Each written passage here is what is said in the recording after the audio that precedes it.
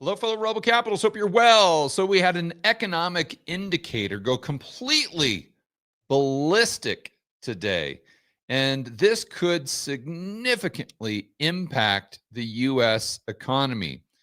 Now, what's weird is usually an indicator itself wouldn't have any effect on the economy. It would be a representation of what's happening in the economy. But this economic indicator is different. To start this video, I want to go over to a recent clip from Richard Werner. Most of you know him well. He's definitely one of my favorites, a good buddy. He spoke at Rebel Capitalist Live. So let's shoot over there. He's on PBD talking about tariffs. And I want to go over this 1 or 2 minute clip that pertains to the rest of this video and this ballistic move in this indicator that, quite frankly, should never happen. And the reason it's happening should never happen. You'll see what I'm talking about. To be extremely successful and, in fact, necessary when you are a developing economy that wants to move up to the next level and you want to raise the level. And to be clear, he's answering one of PBD's questions on tariffs. Of value added of your entire domestic economy. The principle to be successful as an economy is through international trade, and you have to follow the rule of mainly importing raw materials. That means low value added goods. Then you do the adding of value and you export high value added goods. And the US is very good with certain high value added goods, and services are included, of course, particularly the services. So as an example, what he's saying there is you import the raw materials, then you produce the stuff, you add the value here, then you export whatever the end product is. So as an example, we would import copper, and then we would have very high level workers take that copper and turn it into robots. Let's see, Optimus or whatever the name of the Tesla robot is. And then we export those robots. So that would be a very good use of kind of how an economy would continue to expand once it's past that development phase. The US is very good. And there's, high valued, whether it's software, technology related, and telecommunications and IT and so on. That's the principle. That applies throughout history to all countries at all time periods. And that's where tariffs can be very useful if you want to move up to the next level. And you put on tariffs such that you enhance that pattern of, basically you want to get raw materials very cheaply. So you'd never put tariffs on raw materials that you're importing, import tariffs. You'd never have that. And on raw materials. But of course, if the other country is mainly exporting finished goods that you are also trying to, manufacture yourself, or services. Okay, so what he's saying there is you never, ever, ever would put a tariff on a raw material or commodity coming in that you're using as an input to produce the higher value goods. But then it may be advantageous if China has a 100% tariff on robots, let's say, that you also have a 100% reciprocal tariff. And the effort there, or the objective, is to get those tariffs on the robots in China and the United States down to zero. But if China insists on having whatever 10%, 100%, I'm just using that as an example, tariff, then you would match that to protect those industries that are adding the higher value to the raw materials that are imported at as cheap a price as possible, and therefore no tariff at all. This is what Richard Werner is saying. Now, for those of you who are really, strong supporters of the MAGA mission and whatever Donald Trump says or does, or The Economist, there's one gentleman that I think is very prominent within the MAGA movement. Is this guy, Spencer Morrison, nice guy. And he debated Peter Schiff. This was a zero hedge debate that I was the moderator. And I'm not going to play this video because I got to do the screen share and all this stuff. But you guys, if you watch this, you know that this is one of the things that Spencer was reiterating on this podcast the same thing that Richard Warner says. He's a huge fan of tariffs. Spencer is more so than Richard. But the one thing he did say, the caveat, is you would never want to put a tariff on a raw material. All right. So this sets up basically the video for today and what I wanted to discuss in the chart that you actually saw in the thumbnail. So let me go ahead and switch up the screen share.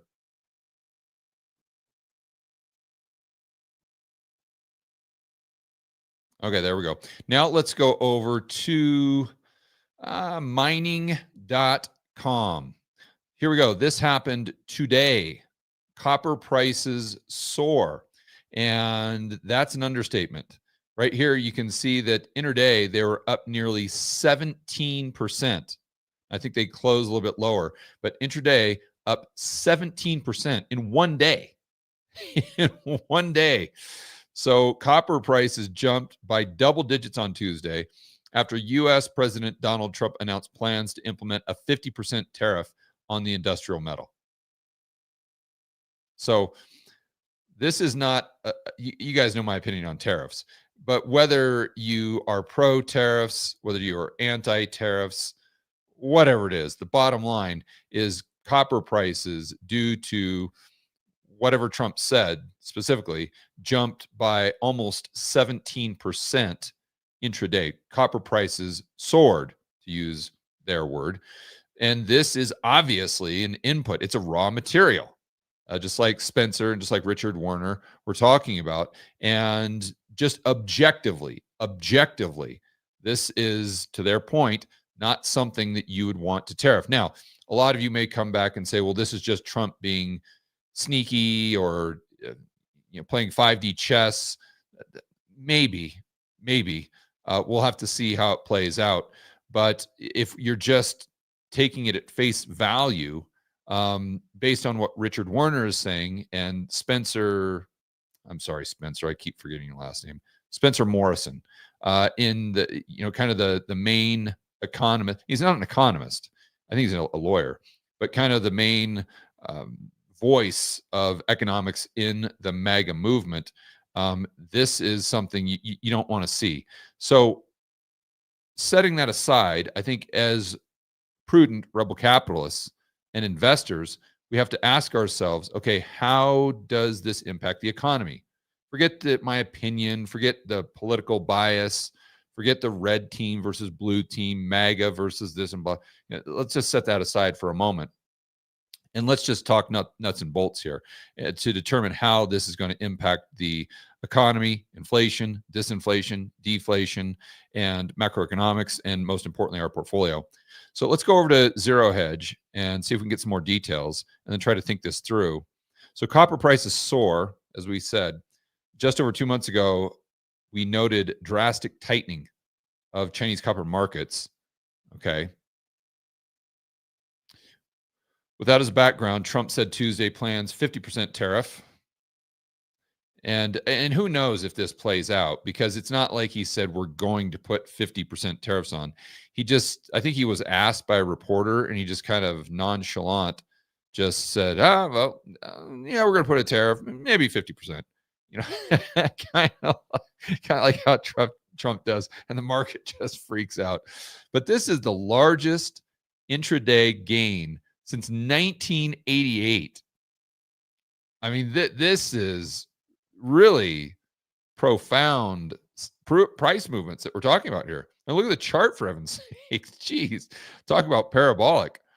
And just as a side note here, if you're a trader, I don't know. I mean, this is a great cup and handle, right? And it just broke to new all-time highs. So this is very, very good. Now, I don't know how the technicians would see this, because it's not like it's a pure technical move, because it was a result of just Trump saying something.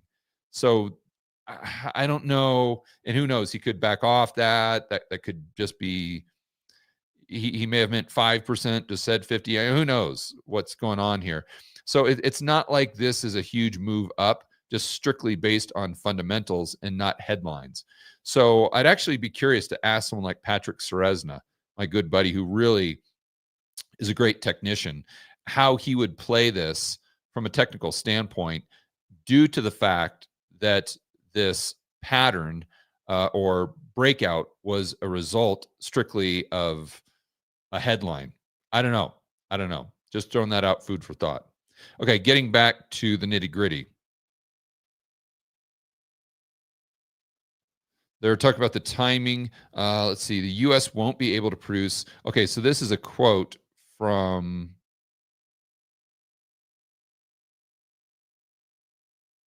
I'm not sure who this is a quote from.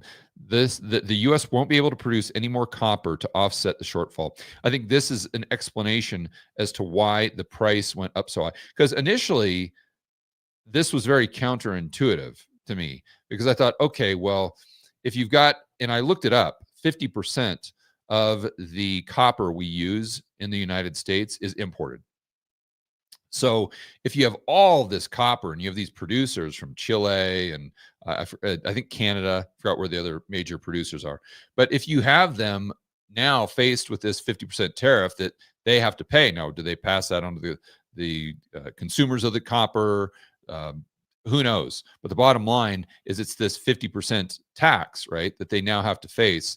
And so if I'm that producer, I'm like, well, I can go ahead and take my supply and send it somewhere else.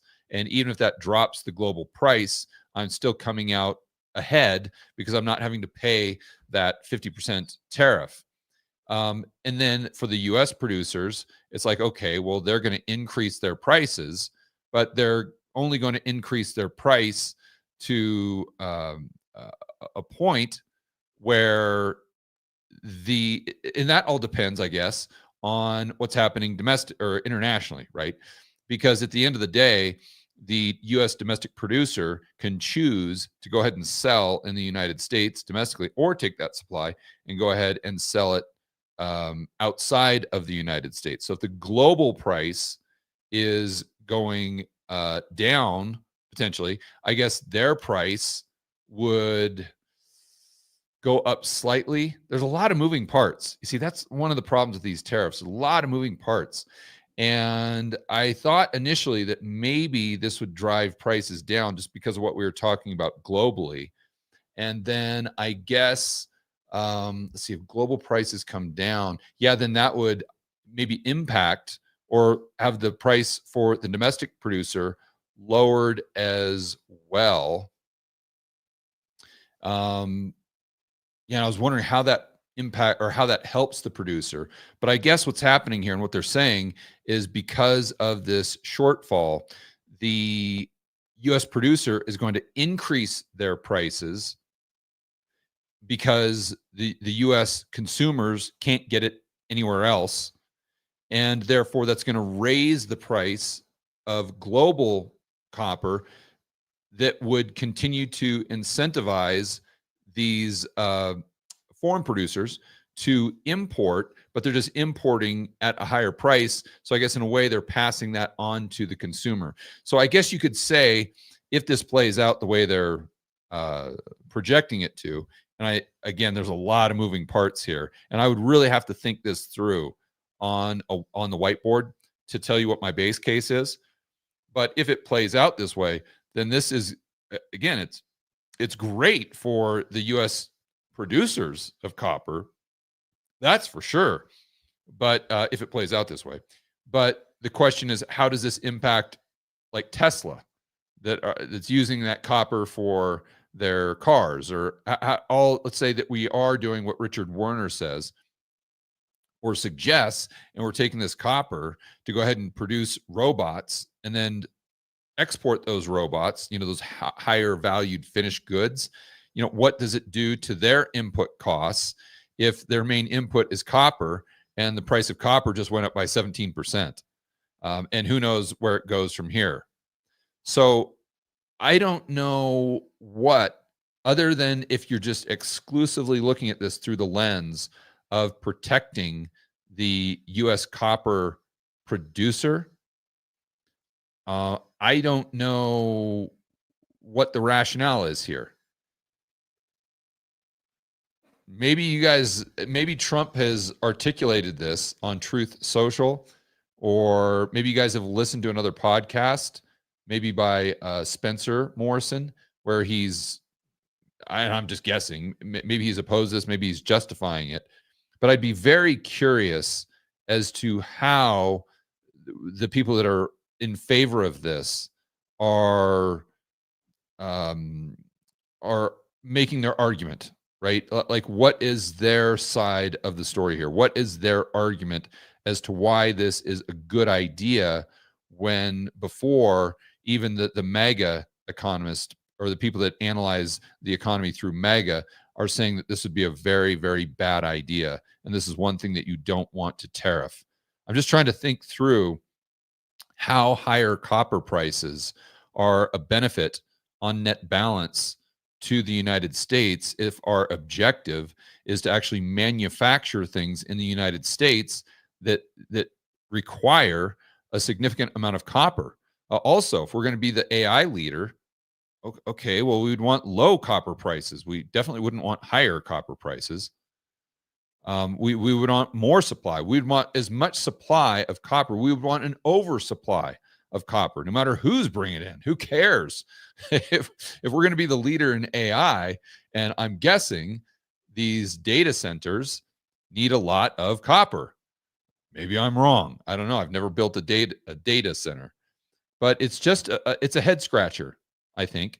And maybe Trump thought this would lower the price of copper because of what I was saying initially, that these importers, or I guess these foreign producers, I think that's a better way of saying it, we're importing it, they're exporting it. So these foreign producers would go ahead and sell their supply outside of the United States, which would bring down the global price of copper.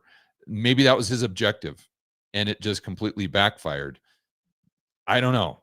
But this is something that we definitely need to be cognizant of, because, I mean, and this could have a tremendous impact on our ability, not just for manufacturing, but manufacturing what we need if you buy into this next generation or next evolution of the United States domestic economy. Even if you're trying to bring these high-level, high-paying manufacturing jobs back to the United States, it would be, if this price continues in this direction as far as copper, I would be very surprised if Trump didn't back down on this one.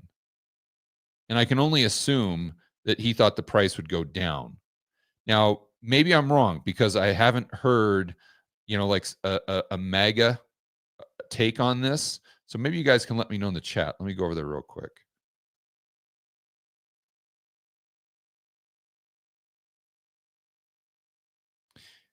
If you guys know the argument for this tariffing this raw material, especially copper, one that's so important, let me know in the chat.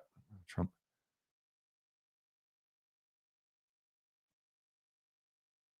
Josh, did you see anyone mention this in the chat? I didn't see that specifically.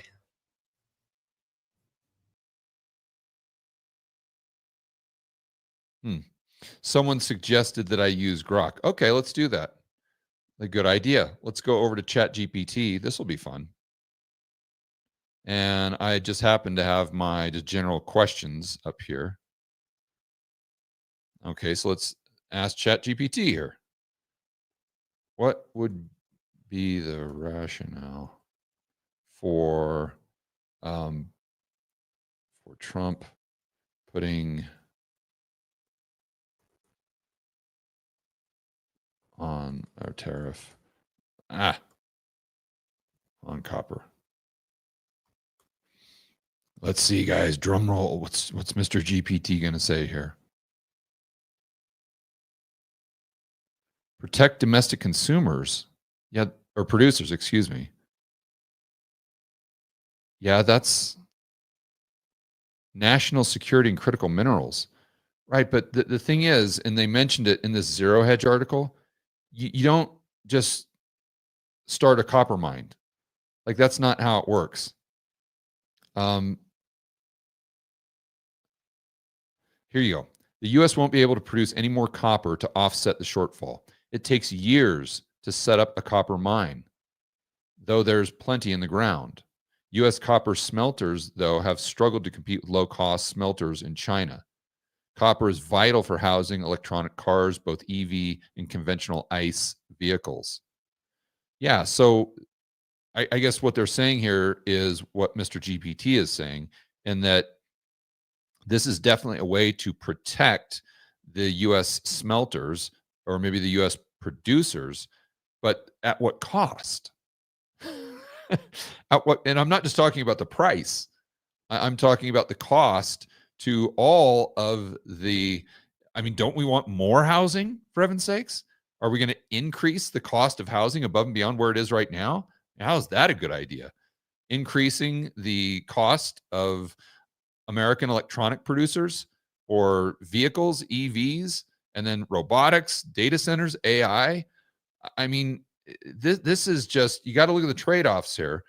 And although this is benefiting, I mean, how many copper producers are actually in the United States? You know, this goes back to like the example I used the other day of peanuts, and that there's only 4,000 peanut farmers, and you got like 100% tariff on peanuts. So does it benefit the peanut farmers in the U.S.? Yeah, but at the cost of the other 350 million people having to pay more money for peanut butter. So this is, again, if you're all about MAGA, and if you're all about U.S. manufacturing and bringing those high-paying manufacturing jobs to the United States, I don't know how you could argue this is a good idea. It's a strategic metal. Okay.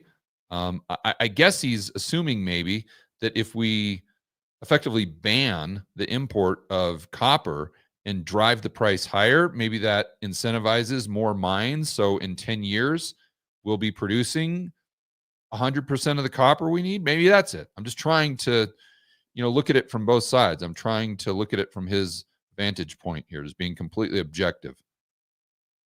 Reviving American manufacturing. How? Trump could argue cheap imported copper undercuts U.S. industrial. I think they're saying, meaning underpins, not undercuts. U.S. I think ChatGPT is whiffing here. Underpins. Exactly. But we need cheaper copper, not more expensive. Negotiating tool. Okay, but does he really need this negotiating with Chile, Canada, and Mexico? And again, maybe this is just a negotiating tool. And if it is, I can't imagine that he's not going to backpedal here. Countering unfair environmental or labor practices. I don't think he's worried about that. Tariffs would likely increase domestic copper prices, possibly hurting construction companies, manufacturers, consumers, high-end. Yeah, there you go.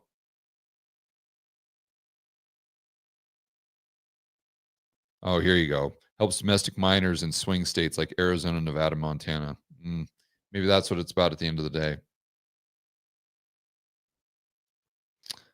So Dr. Copper skyrocket. I said this is never supposed to happen, and I meant that in a couple different ways. Number one, I don't think copper is ever supposed to go up 17% in one day, or down 17% one day. That's both of those things I think are bad signs.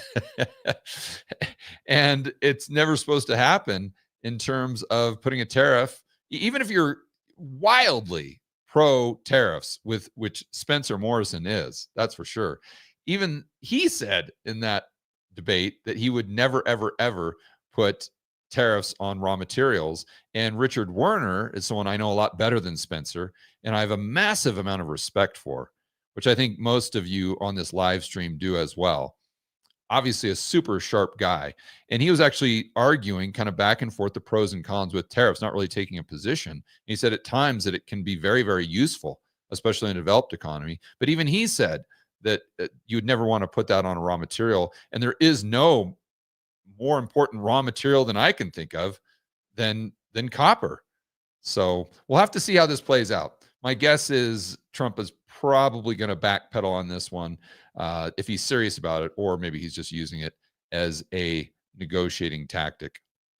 All right, guys, enjoy the rest of your afternoon. As always, make sure you are standing up for freedom, liberty, free market capitalism, and we'll see you in the next video.